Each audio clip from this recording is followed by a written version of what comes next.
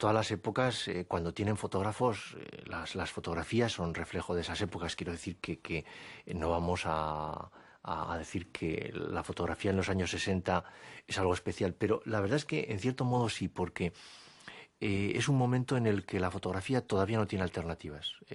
Inmediatamente después, por ejemplo, en los años 70, cuando la fotografía empieza a ser algo de utilización mucho más corriente y cuando viene el vídeo, la gente pierde un poco esa disponibilidad que tiene en la mirada. Es decir, tú ves, por ejemplo, en los años 50, cuando vienen aquí los grandes fotógrafos americanos, cuando viene Eugene Smith o cuando viene, por ejemplo, Inge Morat, y te das cuenta que los españoles no posan. Es decir, ahora tú pones una cámara en cualquier sitio y pillar una mirada que sea realmente no maleada es dificilísimo. Entonces, el último momento en el que a los españoles se les podía pillar tal y como eran, no tenían en general demasiados reparos en que se le mostrara así. No habían pasado suficientes turistas como para que los españoles empezaran a hacer de españoles, con el burro taxi de Mijas, con el botijo. Que los españoles no tenían conciencia todavía de ser españoles profesionales, ni lo que querían, ni lo que buscaban los extranjeros de ellos. El último momento son los años 60.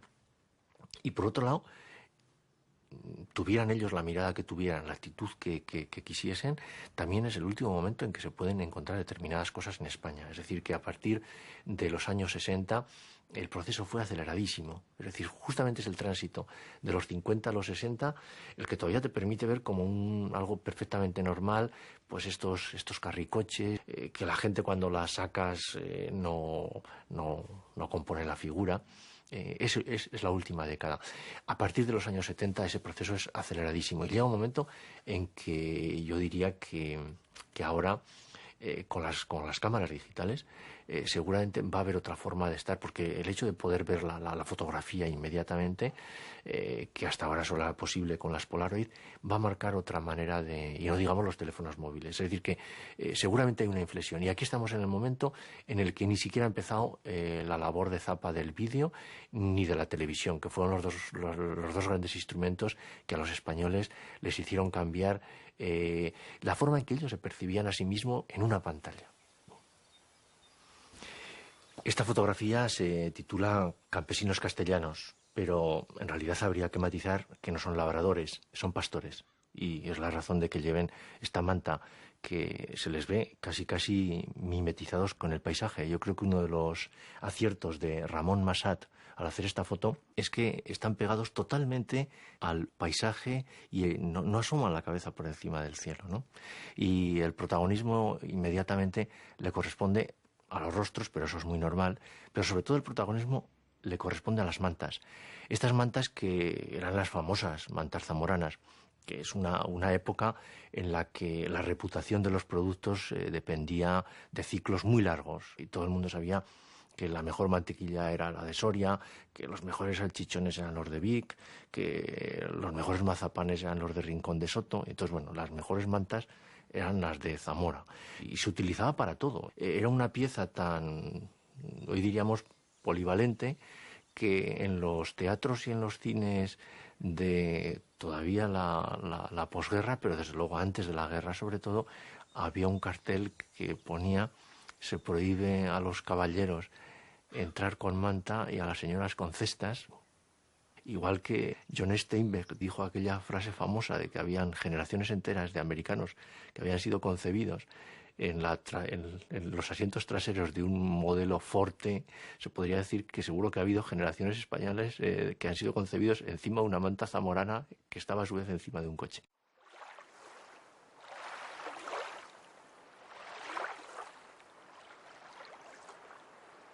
Esta fotografía de Nicolás Müller, que lo que muestra es una lavandera de Arenas de San Pedro en el año 59, que están empezando a cambiar muchas cosas. A mí me gusta sobre todo fijarme dentro de lo que está lavando, dentro de la colada que está haciendo, en un objeto que para determinadas generaciones de españoles no les dirá nada, pero para otras sí, que es un pañuelo de hierbas. Se utilizaba no solamente, se llamaba en realidad moquero, y obviamente se utilizaba para sonarse, pero se utilizaba también para guardar cosas. Una persona salía al campo y estaban las zarzas y las moras estaban en sazón, pues guardaba unas moras y con eso se las llevaba a casa y unos caracoles, lo que fuera. Y fueron desterradas por el Kleenex.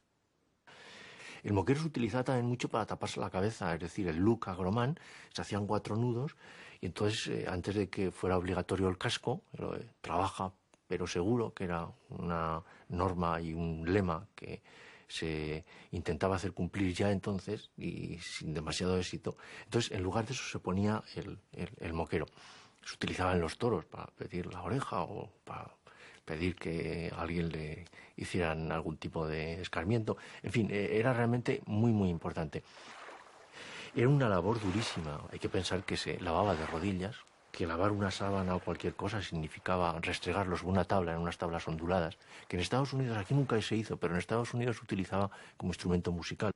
No había detergentes, había un jabón lagarto, que era una especie de adoquines durísimos, que los hacía muchas veces la gente, pero que si se compraba el más común era el jabón lagarto.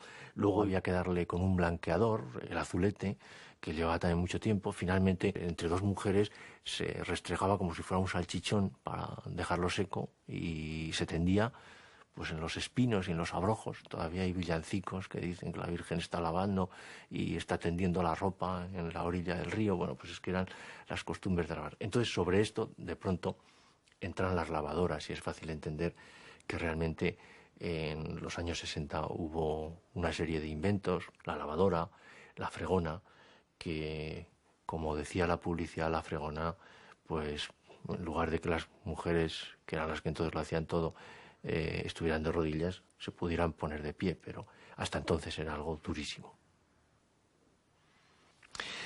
Esta es una fotografía de Carlos Saura que la gracia que tiene es que nos cuenta una matanza a través de los preparativos.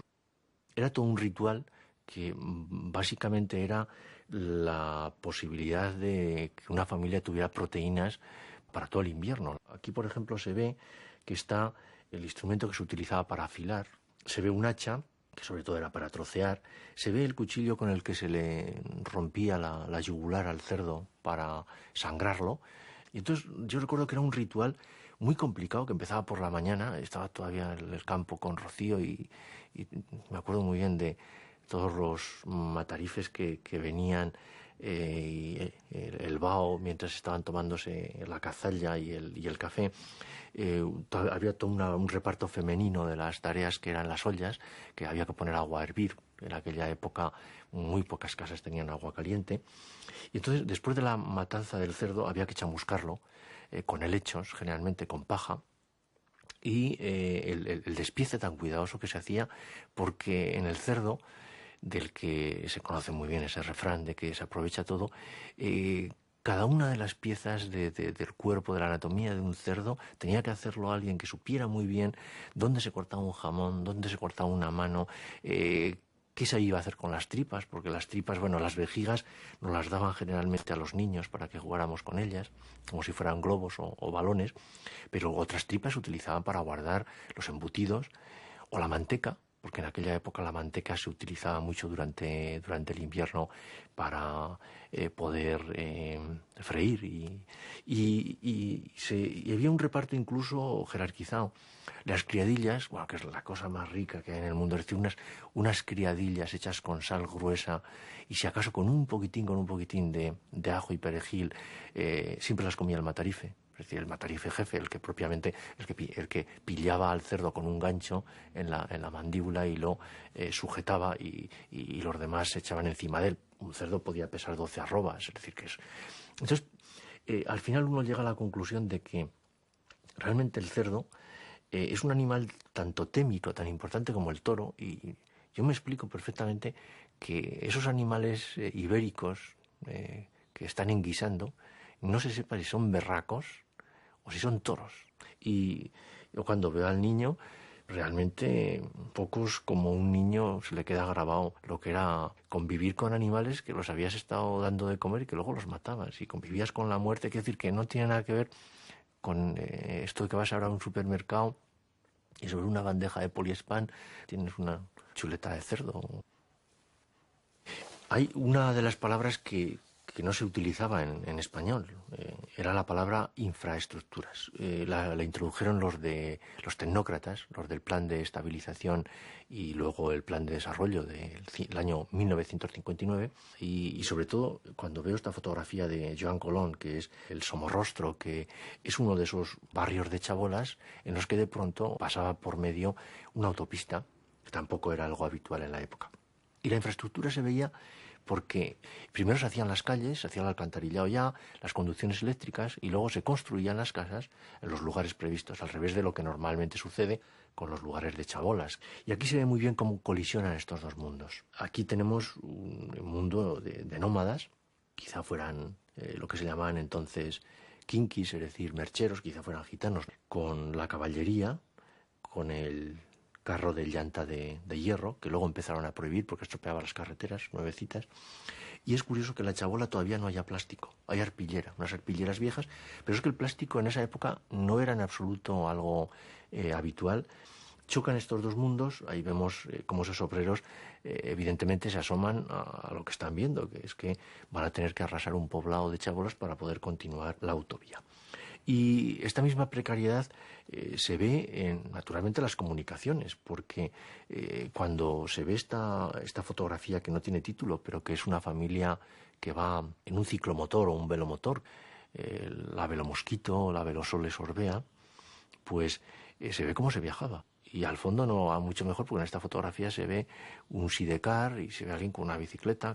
Y es que ahí seguramente va toda una familia, porque y seguramente son modernos, porque la mujer lleva una cámara de fotos, lleva un pañuelo relativamente estampado ya, con colorines, y lleva en sus brazos un niño, lo lleva cogido como puede, obviamente, porque lo lleva cogido con un brazo, porque con el otro tiene que sujetarse a la cintura del marido. Llevaban unos sillines de hierro fundido durísimos, con un pequeño cojín para poder aguantar mejor eso. No lleva redecilla. En esa época las bicicletas de las mujeres y las de los curas llevaban una redecilla para que no se les metiera la falda o la sotana entre los radios de atrás o entre la cadena.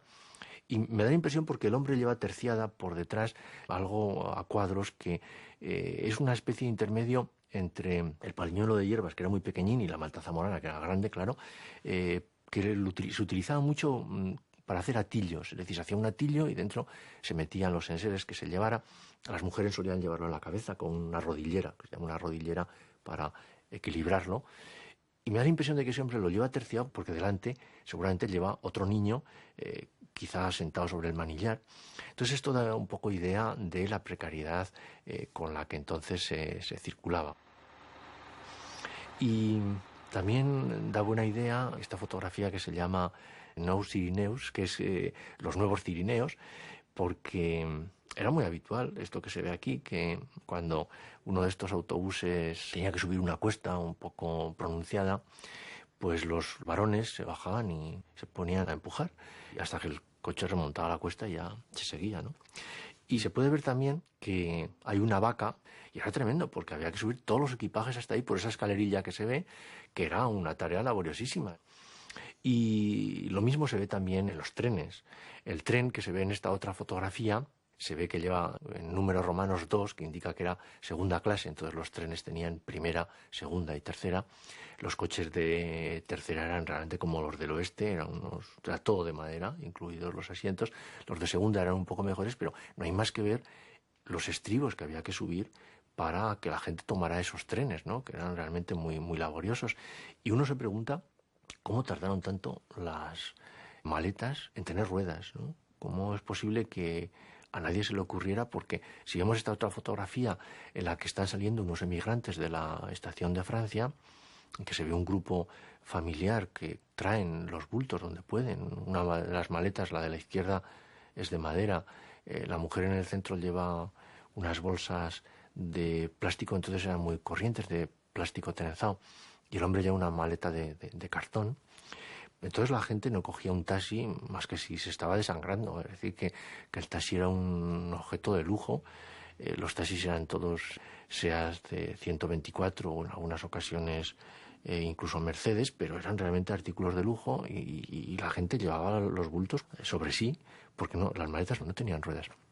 Y esta otra fotografía, que es el mercado del Borne en Barcelona, pues es una fotografía que da idea de lo acostumbrada que estaba la gente a cargar con pesos.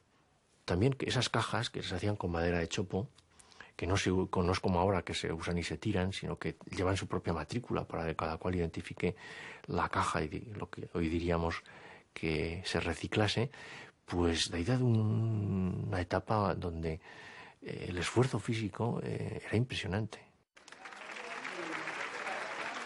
Esta fotografía de Joan Colón, en la que se ve a un campesino que no se ve del todo bien, pero no me extrañaría nada que llevara puesta la boina, observando las piernas y los tobillos de una cabaretera.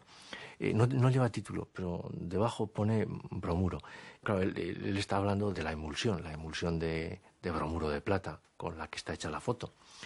Pero inmediatamente trae a la cabeza al bromuro de potasio, que se echaba en los cuarteles, en los internados masculinos, para que los reclutas o los colegiales no estuvieran demasiado soliviantados con esto del sexo, ¿no?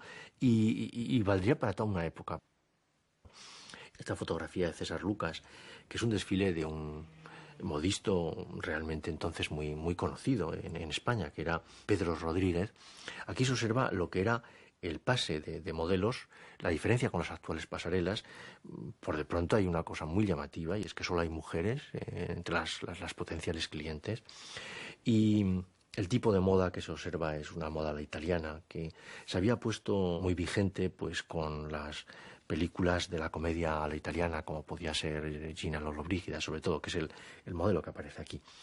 Y cuando se observa a las matronas, pues unas matronas muy austeras, que prácticamente van todas vestidas de negro, excepto una, que es la más moderna, la única que lleva, que va vestida también de cortina, ¿no? Como la chica que pasa el modelo. Se observa que realmente es un tipo de mujer acostumbrada a llevar muy poca cosa encima, una permanente, un collar de perlas, un broche. E incluso hay una mujer que se tapa las piernas con el bolso, que era un reflejo en aquella época muy habitual. Entonces, esto también explica que fotografías como esta de Xavier Micherat, en la que hay una extranjera que lleva unos pantalones cortos en el año 1965, que es exactamente en ese mismo verano se lanzó la minifalda en Londres, la lanzó Mary Kwan, ¿no? Entonces la fotografía refleja totalmente el impacto que suponía en ir que en una plaza de toros se vieran estas cosas. Y una canción además de Manolo Escobar, No me gusta que en los toros te pongas la minifalda, que daba idea de esta colisión entre dos mundos ancestrales que de pronto, pues bueno, no hay más que ver lo estimulado que está el picador en esta foto para darse cuenta que no era habitual, ¿no? Ni muchísimo menos. Todo esto junto da idea de la miseria sexual que se padecía en España, y la famosísima foto, pues una foto muy famosa del propio Xavier Micherat, que se titula Piropo en la Vía Layetana. Pero es el instinto que ha tenido Xavier Micherat para captar en el rincón superior izquierdo de la fotografía una tienda donde pone que se hacen fotografías rápidas y microfilms. Es decir, que estamos ante una tienda en la que se hacen fotocopias, las primitivas fotocopias de 1962, porque una de las cosas que tenía de maravillosa la vida española entonces es que las cosas eran únicas. Y los microfilms era algo tan raro en España en esa época, quiero decir, que en España seguramente muy pocas bibliotecas tendrían lectores de microfilms y servicio de microfilms. Y yo creo que eso permite leer contextualizado esta fotografía, porque un país en el que hay un atraso semejante en una serie de elementos que hoy sabemos tan imprescindibles para la modernidad, como pueden ser las fotocopiadoras o los microfilms, pues el que se diera esta agresión verbal, que era el piropo, pues digamos que era casi inevitable. No dejaba de ser una tragedia para las mujeres, pero digamos que los varones es que te estaban muy dejados de la mano de Dios, ¿no? También. Y por eso cuando veo a este niño que está viendo delante de un cine un cartel de una película de lucha libre de Gordon Scott, yo me acuerdo mucho de los programas de mano. Los programas de mano, los prospectos, te los daban en la taquilla cuando sacabas la entrada y te daba acceso a algo que era muy raro en ese momento, que era tener imágenes. La imagen era algo muy caro, muy precario, y de pronto el cine pues contribuyó enormemente a paliar esto, y es lo que también te explica que los calendarios pues desempeñaron un papel tan importante. Esta fotografía de Gabriel Cualladó, en que se ve al secretario del Ayuntamiento de Alarcón, en la provincia de Cuenca, da idea de que ese es un ayuntamiento en el que se ha hecho obra hasta hace poco, porque hay como dos partes, ¿no? Hay una parte que es la antigua, que son las sillas de Anea, que se ven aquí delante, esta mesa con las patas torneadas, reloj de vago estilo remordimiento, que era un estilo entonces que se utilizaba mucho en las mesas de los notarios, en las escribanías y todo esto. Y de pronto ahí se ha introducido algo mucho más escueto, mucho más funcional, que son las dos estanterías de obra. Pero sigue habiendo una estufa de serrín, seguramente es de serrín, como mucho será de carbón, pero cuando se ven las imágenes que hay, está José Antonio, está Franco, está el crucifijo, y hay dos calendarios que además los dos son con motivos religiosos. Seguramente unos calendarios que hay en una caja de ahorros o un banco. Bueno, entonces claro, uno se explica que con esta tremenda, era una España muy menesterosa en cuanto a imágenes. Y te explicas que el cine tuviera esa influencia. Y por ejemplo, la vedette Gogó Rojo, que es un nombre entonces muy moderno, porque Gogó eran las chicas que bailaban en las discotecas. Y esta vedette ha utilizado para la puesta en escena, que es la de una mujer araña, la de una película que se titulaba Sherlock Holmes contra la mujer araña. Pero lo más curioso de todo es que las lentejuelas que utilizaban las vedettes eran restos de películas. Es decir, cuando las películas ya se caían de viejas, se metían en unas matrizadoras, y entonces esto se utilizaba como lentejuela para poder hacer pues el sujetador y para también el taparrabos, y iban literalmente vestidas de cine. O sea, su segunda piel era el celuloide. Y hablando de cine, en los años 60, cuando vino Luis Buñuel a España y rodó Viridiana, una de las cosas que se le echaron encima, cuando Buñuel sacó todo ese cortejo de mendigos, cojos, tullidos, ciegos que parecían que venían directamente de la picaresca, pues la gente un poco se le echó encima diciendo que, hombre, que exagerado, en el año 62, que esas cosas que ya no pasaban. Entonces, casualmente, esta fotografía, que es una fotografía de Carlos Saura, pues está tomada en el año 62, que es prácticamente el año de Viridiana,